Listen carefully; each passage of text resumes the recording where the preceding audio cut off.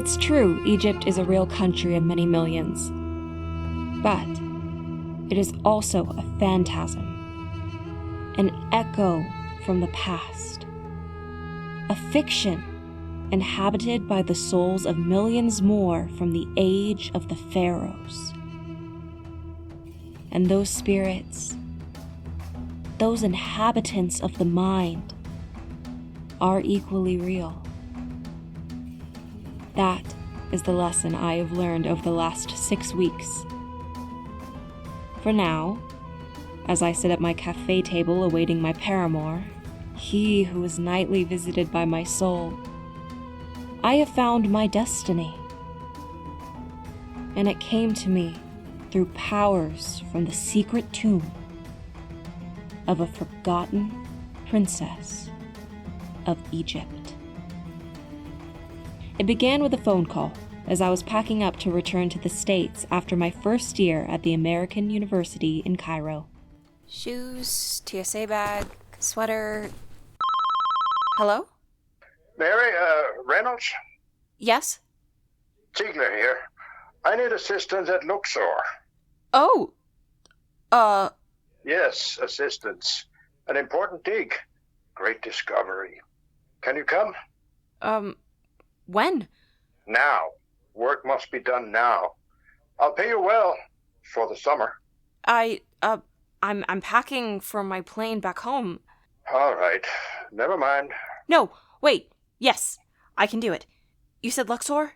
You mean the Valley of the Kings? A dig. A real dig. Queens. Valley of the Queens. A real dig. A secret dig. Major find. All right, great. When and where do I meet you? Get to Luxor tomorrow, 3 p.m. Where? Get to Luxor. Stay somewhere close to the valley. Instructions will follow. All right, so... Done. Goodbye. Professor Ziegler was indeed a man of few words. His lectures were great, but in conversation, his manner was odd, to say the least. I had spoken to him several times after class about my ambitions to become an Egyptologist. Evidently, he remembered me. And now it seemed I had the chance of a lifetime. A real dig with the famous Professor Ziegler. In a panic, I canceled my plane reservation and called Youssef, an Egyptian student I knew from class. Mary? Youssef, hi. Yes, it's Mary. Wow, I don't know what to say, but it's amazing. I just got a call from Professor Ziegler. You mean he actually calls people? That is amazing. I honestly don't know if he was for real or not, but he seemed to offer me a summer internship in Luxor. He called it a secret dig. Sounds like Ziegler. Secret and maybe crazy. Will you take it? Wouldn't you? No way. Well, I have to. But the thing is, he says I need to be in Luxor by 3 p.m. tomorrow. So, since you know Egypt pretty well, I was wondering if you knew the best way to get there and maybe where to stay? Sure. Really? Really? So let me think. Yes, there are a few overnight buses. They leave at 1 or 2 a.m. Can you do that? I don't think I can be ready in time. Then there's morning buses. They start at about 7:30 a.m. I could do that. Ooh, yeah, but now that I think of it, those buses take about 10 hours for a 7 or 8 hour trip. You won't get there by 3. You know, tell you what, I start work with my uncle in Giza in a couple of days, and it's time for me to see my cousin Dina in Luxor anyway. I could drive you. Oh, I couldn't ask that. Such an imposition. You're not asking. I'm offering. Egyptian hospitality. 5 a.m. Do you think we'll make it in time? We will. But tell me again why you have to do this? It's pretty simple. I've just always wanted to be an Egyptologist. Well, always since 10th grade when I did a project on the pyramids. I see. And from then on, I just kept studying Egypt, its history and religion, and then I got into AUC, and as soon as I was accepted, I went and got these hieroglyph tattoos in Omaha. See? I saw them the first day. And now the phone call? It's destiny. Okay, let's call it destiny. But what is it that attracts you? All we really have is just some mummies, some glyphs on walls, some tombs, some rock piles. You're not serious. Not entirely. You took the course. I thought you liked it. I did. Ziegler's great. Strange, but great. And the special attraction for you is? Everything. The ancient Egyptians, their way of life, their religious constancy for thousands of years, their aesthetic sense. It's beautiful. I'm in awe all the time, aren't you? Not exactly. Not the way you are. Maybe about different things. Like what? The scale of their projects? 20 or 30 years to make a pyramid, a temple, or even a whole city. It's an amazing thing. The level of organization, the planning, the discipline, and the engineering. I'm an engineering major, you know. Oh, I had no idea. Why did you take the course then? Family. My uncle runs a helicopter ride service near the pyramids. We have some other services too. Hotel rooms, limos, and tours. And so, I'm expected to be able to speak intelligently about tourist sites in Egyptian history. It's good for customer relations, but, honestly, my family mostly wants someone to repair their copter, take care of the cars, do the plumbing and electrical, things like that. A handyman with a degree. Oh, well, I'm sorry about that. Oh, don't be. I'm glad about it. It's an honor to serve my family. And as a family, we serve people, and we make money. What about you? As an Egyptologist, you want to make money too, I assume. Yes. But I don't think of it like that. It's more like entering a magic land. I guess I could see that. Did I tell you we got no AC? The compressor died. That's okay. I like the authentic Egypt.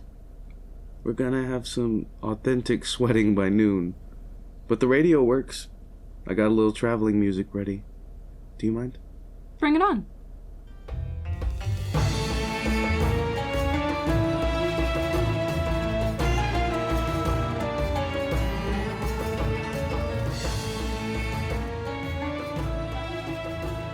We drove on in silence. Mile after mile through the desert sands, the history of a great people spilled past me as I drifted towards sleep.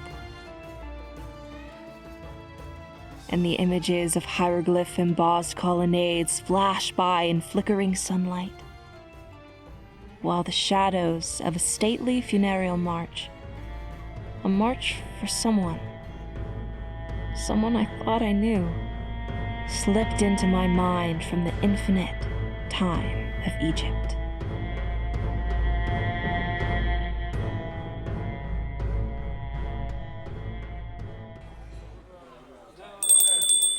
Koshari and Diet Coke.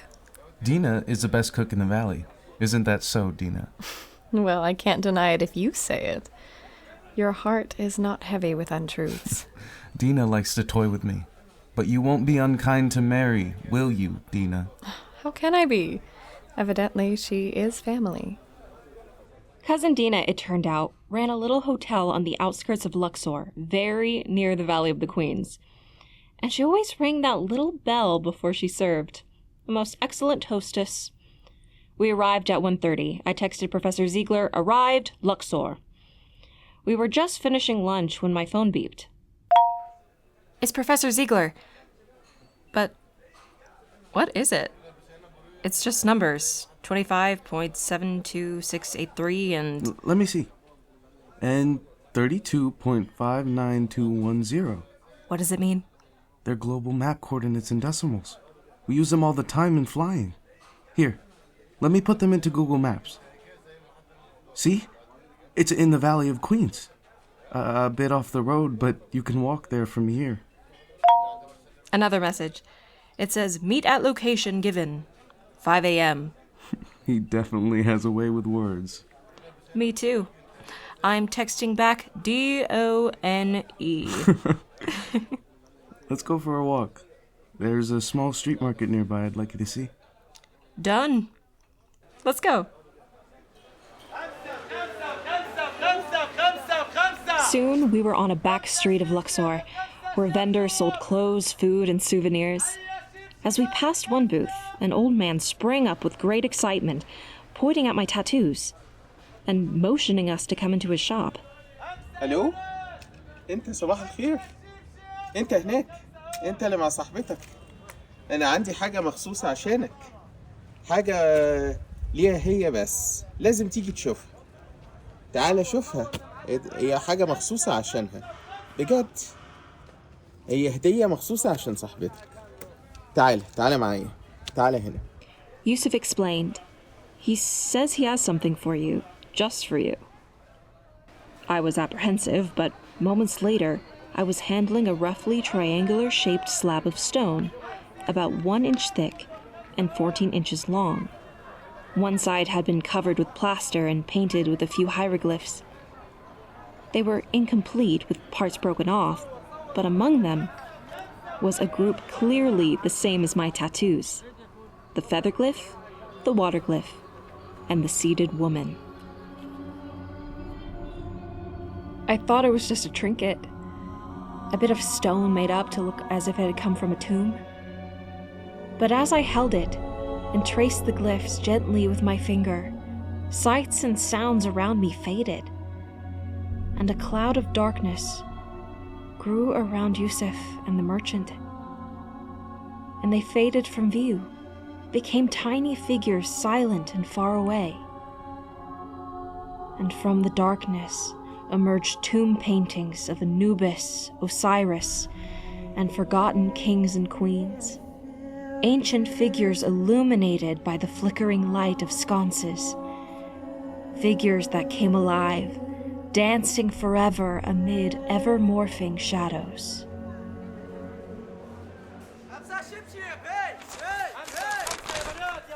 Here you go. It's yours, Mary. I got a good deal. Mary? What? Are you okay? Oh, yes. Yes. I bought it for you. I had him wrap it up. What? Oh, that. No, you shouldn't have. Of course I should have. Your glyphs. Your rock. True. I guess. Okay. I'll pay you back when Ziegler pays me. DONE. We returned to the hotel. I looked at the stone once more and put it under my bed. I unpacked, cleaned up, and met Youssef an hour later. Dina prepared a light dinner of fumidamus. Youssef told me he was going to Giza early the next morning, so he would not see me again till next semester. And he came close to say goodbye, and his dark eyes glistened like the waters of the Nile under the full moon, and I wanted to kiss him. But soon after, I was in my bed, and I sensed the stone beneath my bed causing an image to slowly resolve in my mind. An image of the famous golden mask of King Tut. But something was wrong with it. Something wrong.